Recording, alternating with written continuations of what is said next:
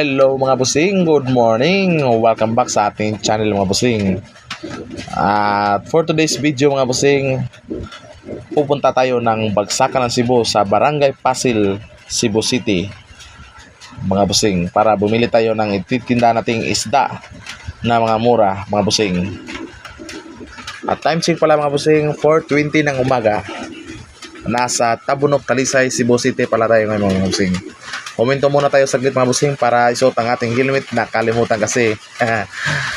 At kailangan nating safety first mga busing. At yun ang mga busing na isuot natin. Dahan-dahan lang tayo patakbo busing para iwas disgrasya mga busing. Kaunting para lang mga busing. Dahan-dahan lang tayong patakbo. At yun nga mga busing, dumaan na tayo sa flyover ng Barangay Tabunok, Talisay City.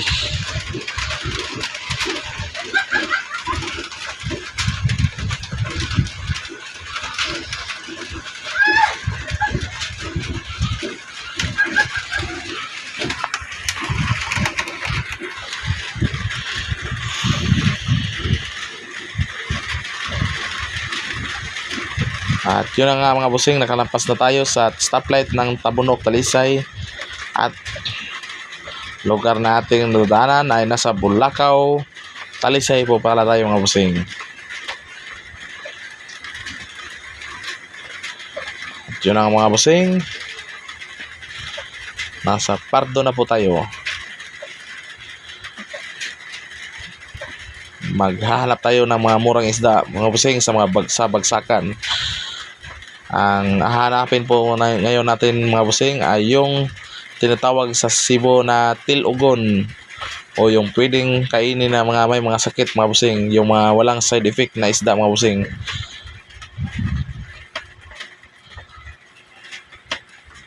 At yun na nga mga busing, nasa Pardo na po tayo mga busing. Malapit-lapit na tayong dumating mga busing.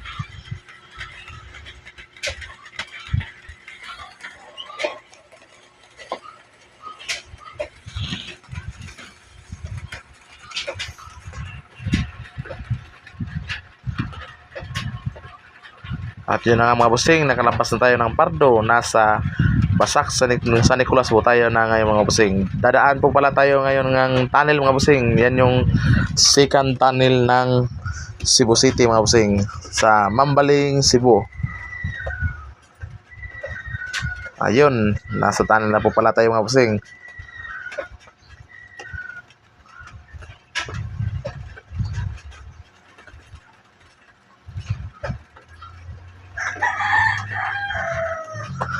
At yun ang mga busing, kahit madaling araw mga busing ay traffic pa rin mga busing.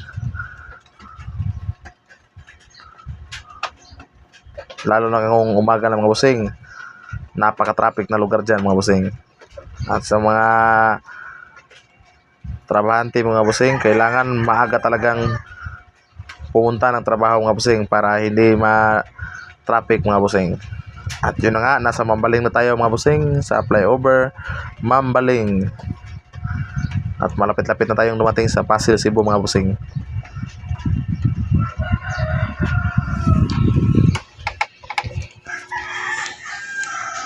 At pasensya na po kayo mga busing kasi maingay yung mga manok sa aming mga busing. At yun na nga mga busing, nasa Pasil, Cebu na tayo mga busing. At dadaan po pala tayo ng factory ng mantika mga busing. Yan yung Lodo Corporation mga busing. Dati tayo natatrabaho dyan mga busing. At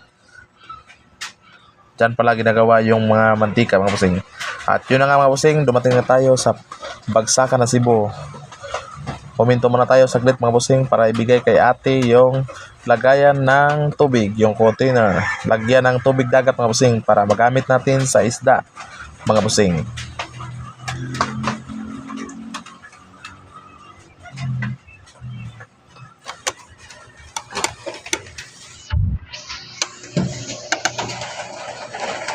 At yun ang mga busing, naghahanap na tayo ng mga paparkingan mga busing. At ayun, nakahanap tayo ng spot mga busing.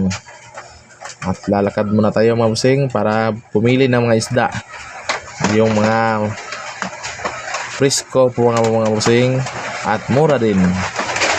Yun kasi yung hinahanap ng mga customer natin mga busing. At lalo na yung tinatawag na tilogon na isda mga busing.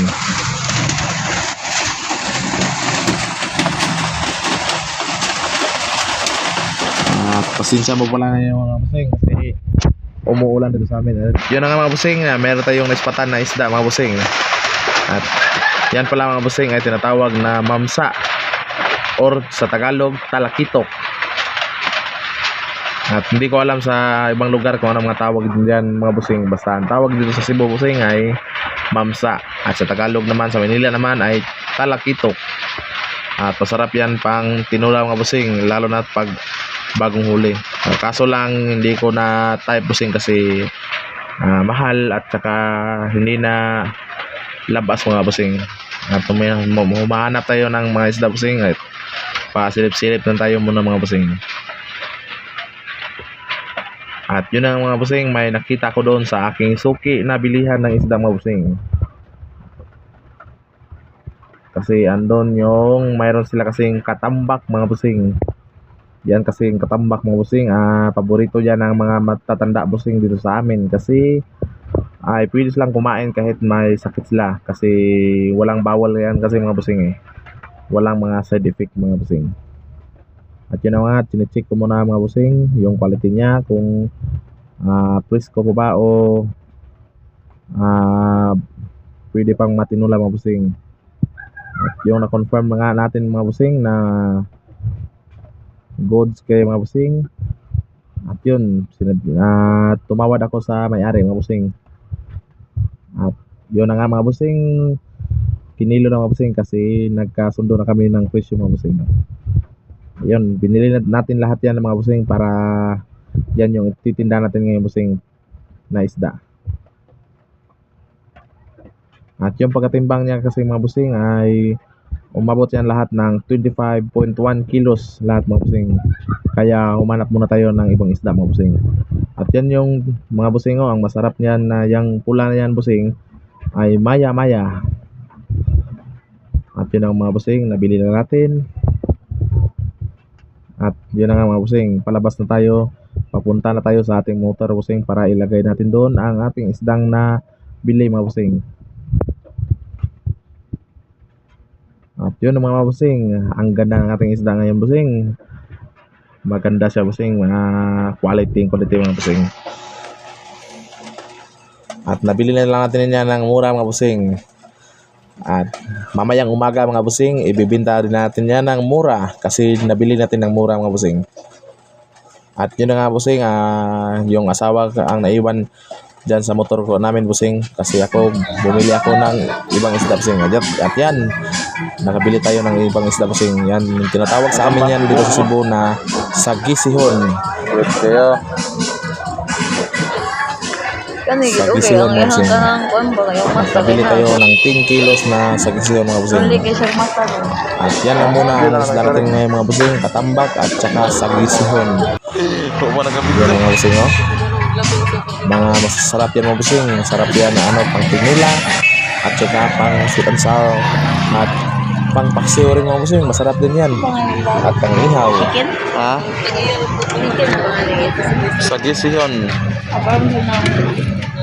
At yan na lang mga busing, nagpuntahan ako sa mga isda ngayon busing kasi at murang-mura din yan nabili natin mga busing kaya bininta din natin yan ng mura mga busing kasi sa ibang lugar kasi yan mga busing ay napakamahal yan mga busing.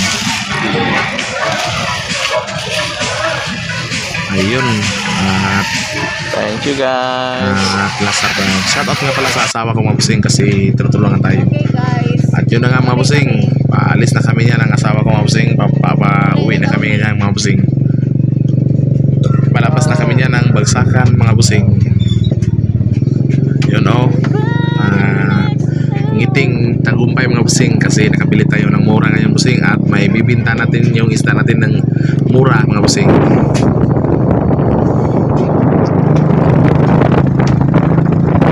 At yan ang mga busing at nakalis na tayo sa Bagsakan, Cebu. Cebu mga bossing sa Barangay Pasil. At yun na nga mga bossing, dumating na tayo sa Tabunog Vista Mall. Pauwi na tayo mga bossing.